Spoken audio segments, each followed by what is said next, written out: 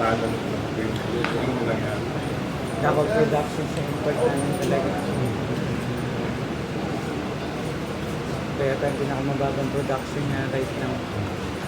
So, shows talagang physical defense hirap kami sa kanya.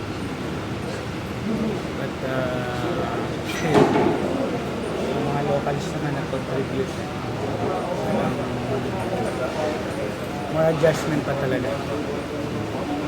Are you planning na po ba na medyo magkaroon ng kapalit sa import at this point?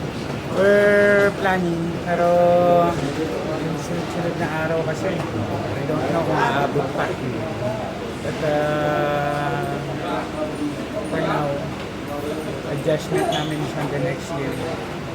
Either we have an import or not. I'll make sure na ma-maximize ko yung mga locals.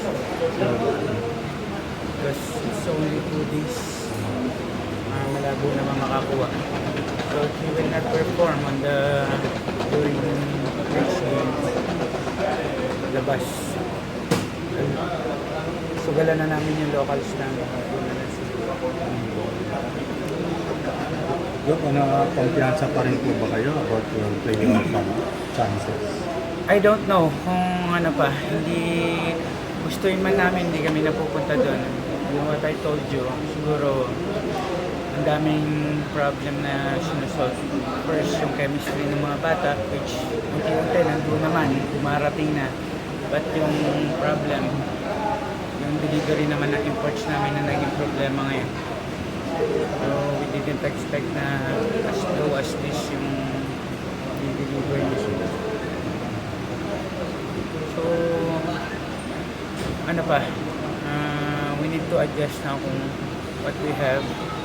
Doon na lang muna ang focus. One game at a time. Focus on the next game with the token points. Token text pala, goal game. Yes. So, I'll make an adjustment. Kung hindi magpe-perform, susugalan na namin yung mga locals namin. Doon na kami mag-focus. Kausapin po ba siya? Wala yan, wala nang adjustment na. Meaning,